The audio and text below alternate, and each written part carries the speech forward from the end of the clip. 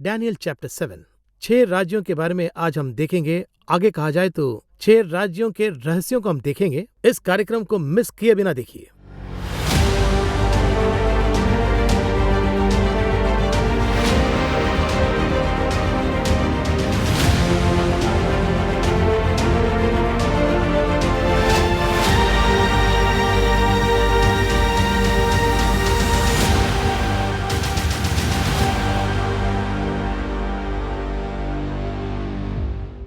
Brother, welcome to the program once again.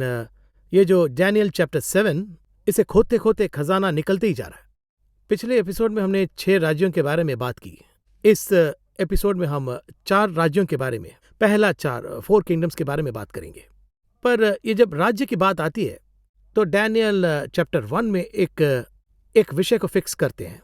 वो एक राज्य के अधीन से आ रहे हैं, कहा जाए तो गुलामीपन से आते हैं। पर वहां पर वो राजा है, किसी के गुलाम है, इन सब के अलावा वो एक हेवनली किंगडम का निर्णय लेते हैं। Daniel chapter 1 verse 8।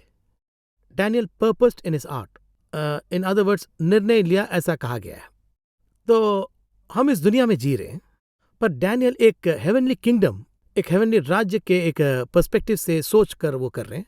तो इस दृष्टिकोण को हमें दर्शक को कैसे समझाना है, हमें कैसे जीना है, though we are in the world. थोड़ा हम बाहर से अंदर आते हैं। डेमोक्रेसी में मैं चाहे जो भी करूं वो मैं कर सकता हूं। इस तरह आज़ादी होती है, फ्रीडम है। वो आज़ादी है, वो आज़ादी एक लिमिट तक होती है, वहां तक हम कुछ भी कर सकते हैं।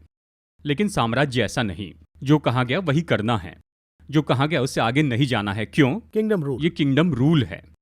अब देखिए, उस साम्राज्य में रहते हुए अगर मैं किसी तरह का कोई निर्णय लेता हूं, वो कैसा होगा? ये तो बहुत ही यूनिक है, बहुत डिफरेंट है। एक और बात, निर्णय लेने के स्थान पर मैं हो सकता हूं। ये कैसे हो सकता है? राजा का अगर कोई बेटा है, एक पावर स्टेटस, वो पावर स्टेटस में होता है, तो मेरा ये निर्णय है, इस तरह वो कह सकता है। ठीक है, वो तो स्वीकार किया जा सकता है। लेकिन कहीं अगर मैं गुलाम बन के आया हूं, गुलाम हूं, या कहिए कि अभी भी गुलाम हूं, राजा के साथ कोई संबंध नहीं है, तो मैं कोई निर्णय नहीं ले सकता। कहिए कि ऐसे समय मैं निर्णय लेता हूं, मैं ये खाना नहीं खाऊंगा। अगर कोई हमारे घर में आता है और हम उन्हें खाना परोसते हैं और वो कहे मुझे वेजिटेरियन पसंद नहीं, मुझे नॉनवेज चाहिए, तो आपको कैसे लगेगा? जाने दो, भूखा है ये सोचकर मैं इन्हें खाना खिला रहा हूं। तुम डिसाइड करने वाले कौन हो? मैं खा रहा हूं तो मैं जो भी खा रहा हूं उसे तुम भी खा लो, ऐसे कहेंगे। ये मेरा घर है, ये मेरा घर है, ऐसा कहना चाहिए ना। लेकिन मेरा ऐसा निर्णय लेने का मेरे पास कोई अधिकार ही नहीं है। लेकिन वहां पर अगर मैं अधिकार के साथ निर्णय लेता हूं तो इसका क्या अर्थ होता है, इसे जरा देखिए। इतिहास में घटी एक घटना है। एक बहुत बड़े प्रेसिडेंट को अरेस्ट कर लिया गया था। दूसरा देश आकर उन्हें कैद करता है। उन्हें कोर्ट में बैठाया गया। कार्रवाई चल रही थी। ये कोई कैदी है, इस तरह से जज देखने लगे। लेकिन वो खुद को कैसे देखते हैं? वो तो प्रेसिडेंट हैं। I am the president of so and so country कहते हैं। जज की नज़र में वो कैदी है, पर इनकी नज़र में वो अभी भी प्रेसिडेंट हैं। ऐसे ही दानियल खुद को देखता था। मैं तुम्हारी दृष्टि में गुलाम के जैसे लाया गया, लेकिन परमेश्वर की नज़र में मैं स्वर्ग के राज्य में रहने वाला हूं। हम परमेश्वर की संतान हैं। हमारा राजा कोई और है। इस राजा ने हमें तुम्हारे पास सौंपा है। एक दिन हमारा राजा हमें छुड़ाएगा और अपने राज्य को भूमि पर स्थापित करेगा। ये माइंडसेट है। दानियल की इस तरह की अगर सोच है तो हमारी सोच कैसी होनी चाहिए, जरा सोचिए। मैं ये क्यों कह रहा हूं? दानियल जब गुलाम था उस समय में, पर हम तो इस भूमि पर परमेश्वर की संतान हैं। और ये बिल्कुल अलग कॉन्टेक्स्ट, पूरा कॉन्टेक्स्ट अलग है। देखिए, हम तो स्वर्गीय दृष्टिकोण से निर्णय लेते हैं। हम स्वर्ग राज्य की प्रजा हैं। हमारे लिए इस भूमि पर कुछ भी नहीं है। बेबीलोन में जो दे रहे हैं मैं वो नहीं खाऊंगा, मैं अपनी मर्जी से ही खाऊंगा। इसका क्या अर्थ है? घमंड से नहीं कह रहा हूं, मैं ये कह रहा हूं, स्वर्ग जो कह रहा है मैं बस वही कह रहा हूं। कहा जाए तो दुनिया के हिसाब से मैं नहीं चलूंगा, नहीं करूंगा। स्वर्ग जो कहता है वही करूंगा, लेकिन संसार के सभी नियमों के अंतर्गत रहूंगा, क्योंकि स्वर्ग ने कहा है। बेबीलोन के नियम के अनुसार दानियल चल रहा था, obey the law, obey the law. लेकिन स्वर्ग के राज्य के, स्वर्ग की व्यवस्था के विरुद्ध में है तो नहीं कर सकता। मैं उसको ही प्राथमिकता दूंगा, इन बातों को दूसरी जगह दूंगा। ये मनोदशा। इसमें थोड़ा सा और ऐसे देखते हैं। नए नियम में एक घटना है। यीशु के क्रूस पर जाने के पहले वो गत्समनी में गए थे। गत्समनी में जो प्रार्थना की उसे देखिए। पिता, अगर तेरी इच्छा हुई तो इस कटोरे को मुझसे दूर कर, पर मेरी इच्छा नहीं तेरी इच्छा हो। ये कहकर मेरी नहीं पर तेरी इच्छा पूरी हो। पिता, आपकी इच्छा ही पूरी हो। यूहन्ना के सुसमाचार में अगर हम पढ़े तो यहाँ पर एक वचन कहता है, पिता ने अपना सब कुछ मुझे दे दिया। इस तरह से यीशु बताते हैं अब जो स्वर्ग है उसने क्या किया है, सारा अधिकार उसे दे दिया। पावर, ये सामर्थ कैसी है? आकाश से आग बरसाने की सामर्थ है। कमांड करने से ही काफी है। आज्ञा दे तो परमेश्वर स्वर्गदूतों की एक सेना भेज देंगे, कहते हैं। प्रभु में इस तरह की सामर्थ थी, वो चाहे तो 5,000 लोगों को इसी तरह से भोजन दे दिया। प्रभु यीशु ने कहा तो हवा और झील को रोक दिया। उस समय में देखिए, स्वर्ग तो अपनी सारी सामर्थ्य उसे देता है। अभी ये कहते हैं कि अब मेरी इच्छा पूरी ना हो परंतु आपकी इच्छा पूरी हो, कहते हैं। यीशु ने कहा मेरे पास सारा अधिकार है, लेकिन जो चीजें चोरी की उन्हें गिना नहीं, परंतु क्रूस पर जाकर अपनी जान दे दी। वो जानते थे कि केवल स्वर्गीय राज्य के लिए ही काम करेंगे, स्वर्गीय राज्य से परे।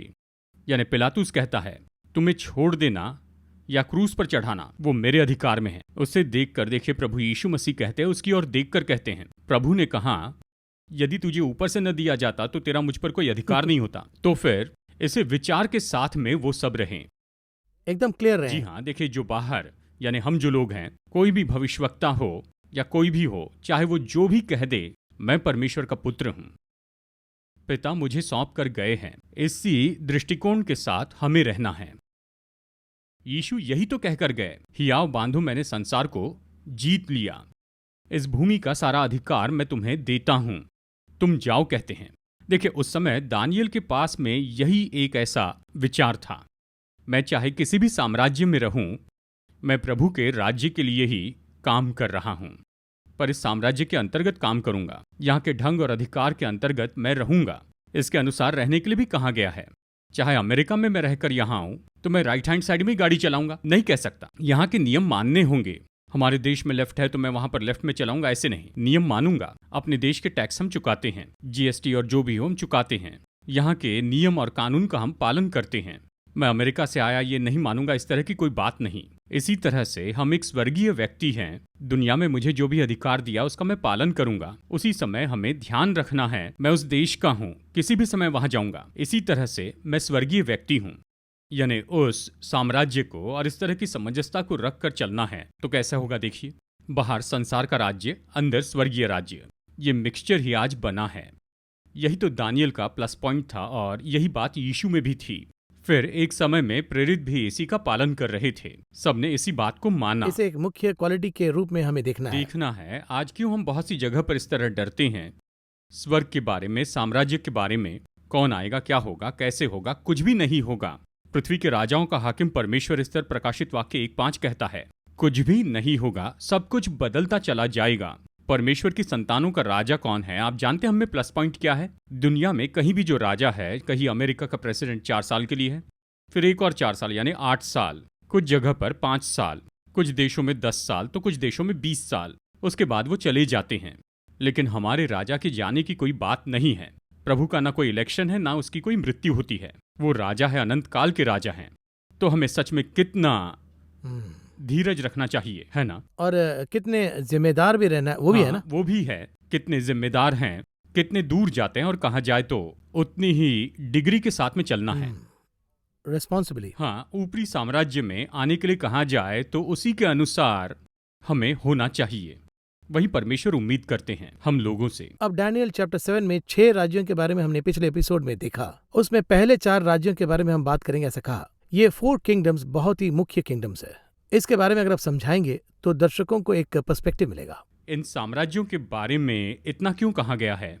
क्योंकि दुनिया के हिसाब से शुरू से लेकर अंत तक 7 साम्राज्य बाइबल के अनुसार, 8वां साम्राज्य एंटी क्राइस्ट का राज्य है और हमारी नजर से 9वां तो परमेश्वर का राज्य है। तो अभी इन चारों के बारे में क्यों ज्यादा बताया गया है?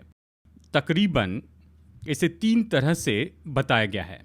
एक ही विषय, उदाहरण के लिए नबूकदनेस्सर को परमेश्वर ने एक बुत दिखाया था, सोना, चांदी, पीतल, ये सब। फिर दानियल को 4 प्राणी भी बताए इस जगह पर, है ना?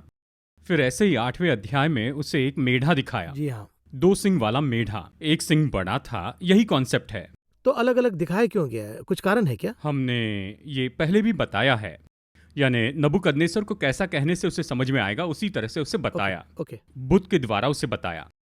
और इस समय में यानी बेल्शाज़र के राज्य के समय कहते वक्त किस तरह उसे बताया, यानी मेढ़ा दिखाकर उससे बात की। ओके, ये मेढ़ा तो मीडा फारस का साम्राज्य है। एक और किंगडम आ फिर गया। एक और साम्राज्य आया, उसे बताते समय बकरा दिखाया, तो किसके साथ किससे कैसे? कैसे बात करना है। वैसे ही पहले भी मैंने कहा था ना, नबूकदनेस्सर को स्वप्न दिया था ना।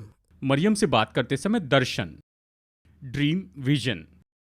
शमूएल से बात करते समय केवल आवाज, ऑडियो, ऑडियो।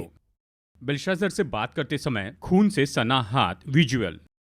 जिसको जिस तरह से समझ में आएगा उससे उसी तरह से बात की। पर डैनियल में समटाइम्स एक वचन में कहा गया कि विजन एंड ड्रीम्स मिलकर वो भी है, दोनों सेम भी है। दोनों सेम ही तो है। प्रभु किसी भी तरह बात कर सकते हैं। जोसेफ को देखिए, यानी यूसुफ को देखिए, यानी पुराने नियम में याकूब का बेटा, एक ही विषय के बारे में 2 स्वप्न में बताया।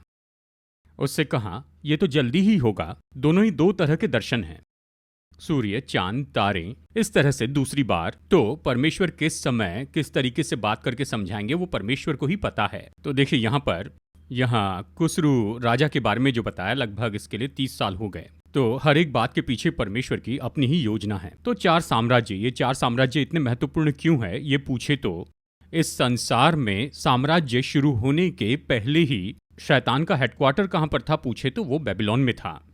देखिए ये सब कुछ बेबीलोन से ही निकला और पूरी दुनिया में ऐसे फैल गया। ये बेबीलोन का साम्राज्य ही शैतान के साम्राज्य का आधार है, बेस है। इन 4 साम्राज्य में पहला कौन है देखिए, बेबीलोन।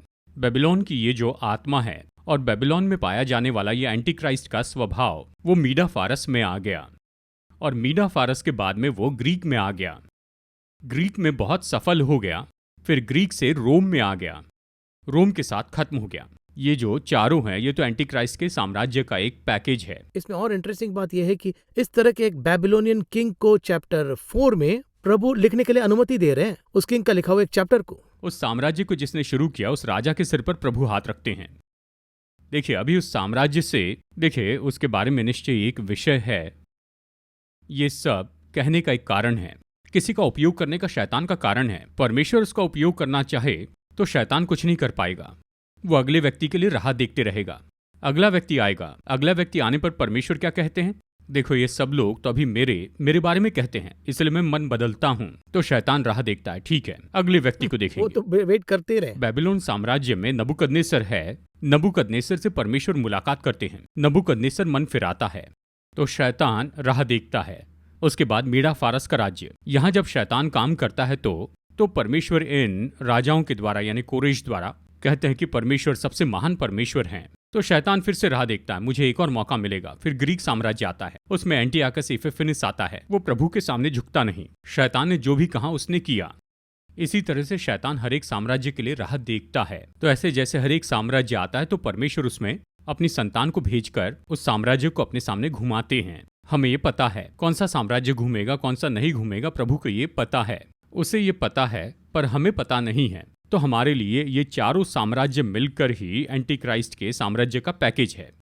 बेबीलोन में शुरू हुआ, रोम में खत्म हुआ। इस साम्राज्य में बेबीलोन पहला साम्राज्य है।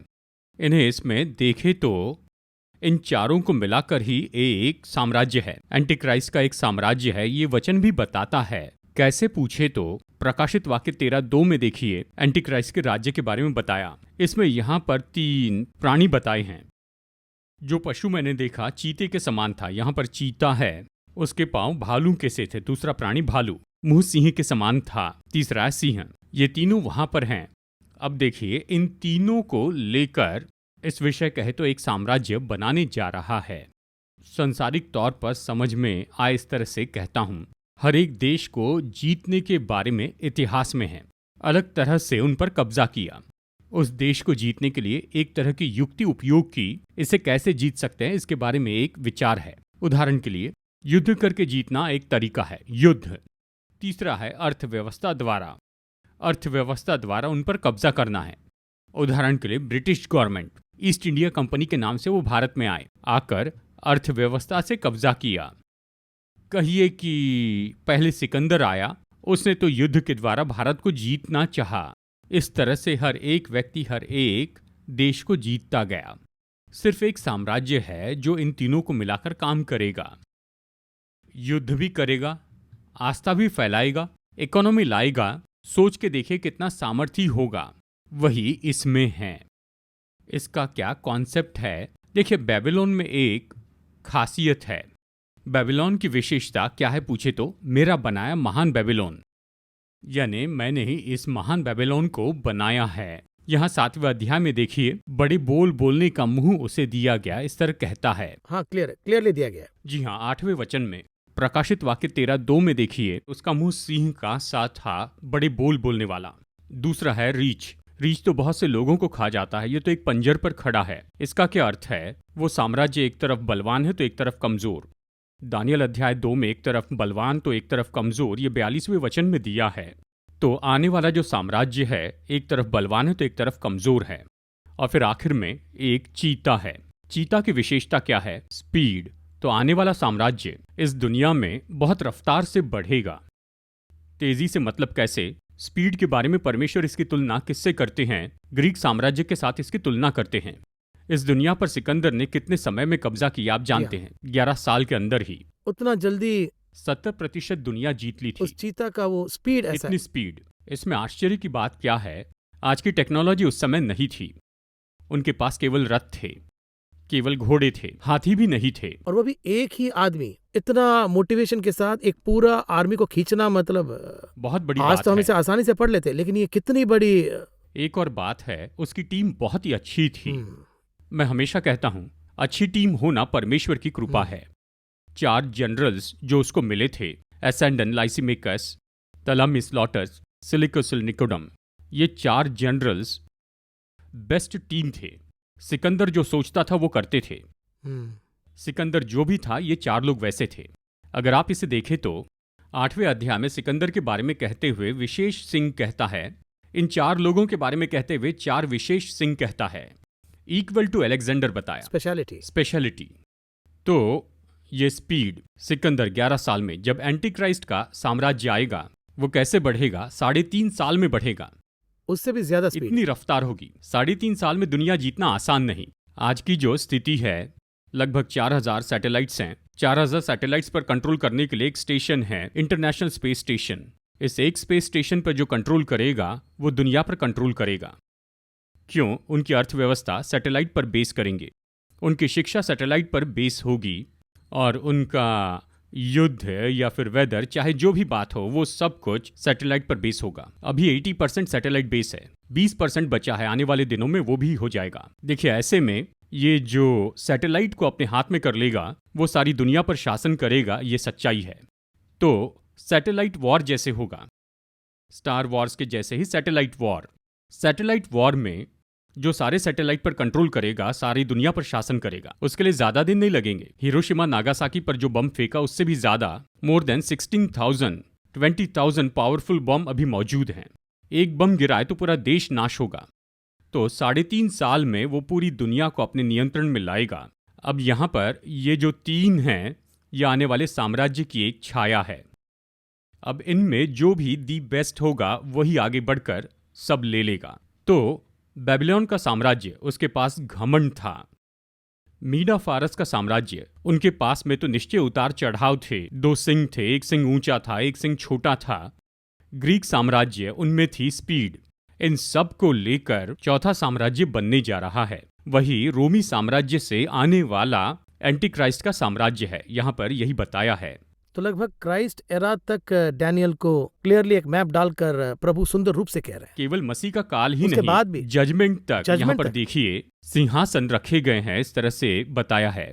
यहाँ पर 9वें वचन में आप देखिए, मैंने देखते देखते अंत में क्या देखा कि सिंहासन रखे गए, और कोई अति प्राचीन विराजमान हुआ। उसका वस्त्र हीम सा उजला था, और सिर के बाल निर्मल ऊन सरीके थे। उसका सिंहासन अग्निमय, और उसके पहिए धधकती हुई आग के से दिखाई पड़ते थे। वचन 10, फिर न्यायी बैठ गए और पुस्तकें खोली गई कहता। प्रकाशित वाक्य 20वें अध्याय में आप इसे पढ़िए। सिंहासन पर बैठ गए और पुस्तकें खोली गई। दानियल में प्रकाशित वाक्य कहां तक है ये पूछे, ये तो न्याय तक है। न्याय तक है। उसके नीचे देखिए, ये कहता है और भी कार्यों को बताता है। तो दानियल को परमेश्वर ने लगभग सारा प्रकाशन दे दिया था। कौन सा पार्ट उसे नहीं दिया पूछे तो चर्च का पार्ट नहीं दिया था। ये 2000 साल उससे छिपाए हुए थे। इस चर्च के पार्ट को मिलाकर हमें दे दिया। यूहन्ना के प्रकाशित वाक्य में, तो यह भी हमारे हाथों में है। तो अभी ये जो 4 राज्य हैं, अलग अलग रूप में उन्होंने तकरीबन 1000 साल तक राज्य किया। ये मिलकर एक साम्राज्य पृथ्वी पर 7 साल राज्य करेगा। यही यहां पर बताया गया सबसे महत्वपूर्ण कॉन्सेप्ट है। आपने राज्यों के बारे में बात की। डैनियल चैप्टर 7 वर्स 15 में प्रभु दर्शन देते हैं, डैनियल को दर्शन देते हैं। डैनियल को जब दर्शन मिलता है तो ऐसा नहीं लगता कि वो खुश हुए हैं, मुझे रिवील कर रहे हैं, प्रभु मुझे रिवील कर रहा है, ऐसा वो बहुत ही एंग्शियस है कि मुझे और भी बहुत कुछ विषय समझ में नहीं आया। मेरा सवाल यह है कि आज के समय काल में जब प्रभु हमें कुछ विषयों को रिवील करते हैं, तब हम उसे कैसे प्रभु से उसे और अच्छी तरह स्वीकार करके उसे उपयोगी बनाकर किंगडम पर्सपेक्टिव में हम उसे बदल कर कैसे जनता के लिए उपयोगी बनाएंगे, ये मेरा सवाल है। जैसे पहले भी कहा था, जिस समय आपने पूछा, परमेश्वर ने जो कुछ कहा था उसमें छोटा कुछ हिल गया था, ऐसा कह रहे थे ना। ये क्यों हिल गया, ऐसे आप पूछ रहे थे। कुछ ऐसे विषय हैं जिसमें परमेश्वर हमसे कुछ कहते हैं, यानी चाहे तो कितना भी आत्मा में होकर पूछे तो भी हमारी देह में हमें डर लगता है। जब नबूकदनेस्सर ने स्वप्न देखा तो बहुत व्याकुल हो गया। जी हाँ, डर गए वो। लेकिन ये उससे भी बुरा है। कैसे पूछे तो देखिए, नबूकदनेस्सर एक बुत देखता है, उसके लिए वो बुत अलग तरह था, यानी वो तो अलग अलग धातु से बना था, यही विषय था। लेकिन इतना ही नहीं, अनजाना विषय, यानी यहाँ पर एक सिंह आ रहा है 4 पैरों का, उसके बाद में एक रीछ आता है, फिर उसके बाद चीता आता है 4 पैरों वाला, फिर एक ऐसा पशु आता है जिसे कोई नहीं जानता। यहाँ पर इन तीनों की ही कल्पना नहीं कर सकते। आज भी कल्पना करें तो बहुत ही मुश्किल है। देखिए, ये जो है, इसमें कही हुई जो चीज है वो तो मलिन हो गई है, क्योंकि छोटे सिंह का जो काम है और वो जो 10 सिंह हैं, देखिए ये सब तो आत्मा में एक हैं। ये सब कहाँ खत्म होगा, ये सब कहाँ जाएगा। चाहे हम आत्मा में किसी भी दशा में हो, एक ऐसा समय होगा, जैसे कि कहते हैं ना कि बहुत बड़ी बिल्डिंग से नीचे गिर गया, स्वप्न में देखा, पूरा शरीर पसीना पसीना हो जाता है, बेड पर से नीचे गिर जाते हैं। ये तो उनके अनकॉन्शियस माइंड में समा जाता है। वो सोचते हैं कि मानो ये सच में हो रहा है। इसी तरह से परमेश्वर अपनी आत्मा में बता रहे हैं। बात करते वक्त दानियल जो है, इन घटनाओं को देखकर डर जाता है। यहजकेल कहता है, तुम्हें यहां पर एक पुस्तक दी गई है, तुम इस पुस्तक को खा लो। जब तुम खाओगे, ये तुम्हारे मुंह में मधु सा मधुर होगा, पर पेट में कड़वा लगेगा। इसका मतलब क्या है? भविष्यवाणी मिलती है तो अच्छा लगता है। वो बताते हैं कि ये सब निन्वे खत्म हो जाएगा, नाश हो जाएगा, पर जब ये होता है तो पचता नहीं है पेट के लिए। देखिए, जब ये होता है तो अंदर कड़वा हो जाता है। इसे पचाने के लिए ये तो बहुत ही मुश्किल होता है। उसी तरह से यहाँ ये भविष्यवाणी बताने में मुश्किल हो रही है, क्योंकि एंटी क्राइस्ट, दुनिया के बिल्कुल अंत में आने वाला ये एक मनुष्य है। एंटी क्राइस्ट की इन चीज़ों को देखकर ही वो हिल जाते हैं। जब कहते हैं तो ये क्या करता है? ये तो पूरी तरह बलहीन हो जाता है। परमेश्वर की विशेषता क्या है? जब वो कहते हैं तो सुनाने के लिए एक व्यक्ति को साथ भेजते हैं। एक दूत आया और वो खड़ा हुआ, डरो मत, ये सब कुछ होने वाला है, वो इस तरह से कहता है। तो इसमें हमें जो विषय जानना है वो है, यानी परमेश्वर जो उनमें है, अगर वो हमसे सच्चाई बताने लग जाए तो हम झेल नहीं पाएंगे। देखिए, इससे भी बड़ी बात यहां पर ही यूहन्ना को देखिए, प्रकाशित वाक्य में वो मरे जैसा हो गया, एकदम स्टन होकर खड़े, हैरान हो गया, क्योंकि जो घटना है वो ऐसी है। पूरी भूमि पर अभी हमारे लिए देखिए कई जगह पर कहीं पर बम गिराया गया, इस तरह से वो सब कुछ दिखाते हैं। तो हमारे लिए बम फटने की जो बात है वो साधारण सी है। वो चाहे जितना भी साधारण लगे, हमारे पास ही अगर बम फटे तो कैसा होगा, बड़ा झटका लगेगा। इसी तरह से यूहन्ना और दानियल के मानो पास में ही ये हो रहा था। वो दर्शन में देख रहे थे। तो देखिए, इसी के फलस्वरूप दानियल इस तरह से नीचे जमीन पर गिर गया। इंटरसेसरी प्रेयर कहते हैं, जब इस तरह के दर्शन मिलते हैं या फिर प्रभु जब रिवील करते हैं, इंटरसेसरी, दूसरों के लिए बोझ उठाकर प्रार्थना करना, ये कैसे, उस दृष्टिकोण को आप यहाँ किस कॉन्टेक्स्ट में देख रहे हैं? आज हम इसका मतलब नहीं जानते। अब देखिए, इन दिनों में तो इसका कोई अर्थ नहीं जानता है। भविष्यवाणी क्यों? देखिए, परमेश्वर कहते हैं कि ये तो भविष्यवाणी का है। क्यों कह रहे हैं भविष्यवाणी के बारे में? बिना बताए उसे मिटा सकते थे ना। भविष्यवाणी देने का कारण यह है कि इसे सुनकर वो मन फिराएंगे, वो बोझ हम में आए, परमेश्वर का हृदय हमारे अंदर आ जाए, तो वो भविष्यवाणी बताते वक्त ही ओ प्रभु रक्षा कीजिए, इसका अंत आ रहा है, इसके अंत में इसे बचाइए, ये उद्देश्य से ही ये भविष्यवाणी होती है।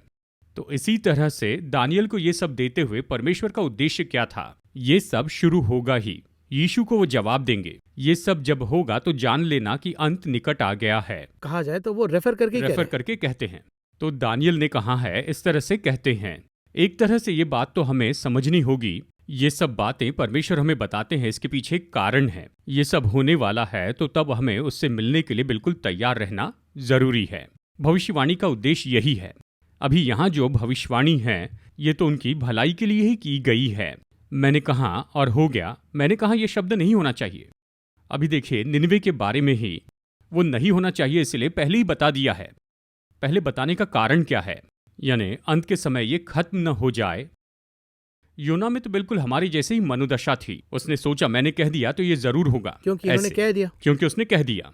परमेश्वर कहते हैं मैंने ये इसीलिए कहा है कि अगर वो मन फिरा दे तो मैं इसे रोक दूंगा, ये न हो इसलिए कह रहा हूं। अब देखिए, इस फर्क को हम समझ नहीं पाते हैं। दानियल के पास इतने प्रकाशन थे। दानियल के बारे में देखिए, ये सब जानने के बाद 10वें अध्याय में वो प्रार्थना करता है। 9वें अध्याय में अगर आप देखें, वो प्रार्थना करता है, उपवास प्रार्थना करता है, एक एक्शन है। प्रार्थना करता है, परमेश्वर मेरे लोगों को आप छुड़ाइए। इसीलिए तो ये प्रकाशन दिया गया था। मैंने परमेश्वर से बात की, मैं बड़ा भविष्यवक्ता हूं इस तरह कहने के लिए नहीं, और इसीलिए इसे ये परमेश्वर के मन को समझने के लिए है। परमेश्वर ने जो भविष्यवाणी की वो केवल मन फिराव के लिए है। मैंने कह दिया ये होगा, देखो। ऐसे परफॉर्म करने के लिए परमेश्वर नहीं कहते। हमारे परमेश्वर कोई ड्रामा आर्टिस्ट नहीं है। मैंने कह दिया तो उसे करूंगा, ऐसे नहीं। कहा तो वो करेंगे, लेकिन कहने का जो उद्देश्य है कि ऐसा न हो ताकि लोग बचाए जाए, इसके लिए चेतावनी देते हैं। यही माइंडसेट भविष्यवक्ताओं में रहा तो अच्छा है। चाहे ये पूरी बाइबल में हो या फिर हमारी सेवकाई में भी हो या कोई भी जरिया हो, हमारा उद्देश्य परमेश्वर पर फोकस करना है, हमारे ऊपर फोकस करना नहीं है। हम पर फोकस करके किसका फायदा होने वाला है? जी हाँ। इसलिए मैं कहता हूं, हमें तो सेवकाई को फॉलो नहीं करना है, जो कहा उसे सुनना है, फिर परमेश्वर के साथ रहना है। यीशु ने जो कहा बता रहा हूं, वो कहते हैं मूसा के द्वारा ये बताया है, वो जो कह रहे हैं उसे करना, पर वो जो कर रहे हैं उसे नहीं करना। यही तो एक कॉन्सेप्ट है। इस कार्यक्रम के अंत में हम आ गए हैं। अगले एपिसोड में हम क्या उम्मीद कर सकते हैं? अगले एपिसोड में हम 8वें अध्याय से देखेंगे। यहाँ देखिए, मीडा फारस और ग्रीक साम्राज्य, इन दोनों के बारे में हमने चर्चा की है, लेकिन इसमें और उसमें क्या फर्क है, इस बात पर हम चर्चा करेंगे। बहुत बहुत धन्यवाद ब्रदर जगन। इस कार्यक्रम में हमने बहुत से विषय 7 चैप्टर में हमने देखे। 8 चैप्टर का इंतजार है। I will meet you again in another interesting episode of Daniel का दर्शन।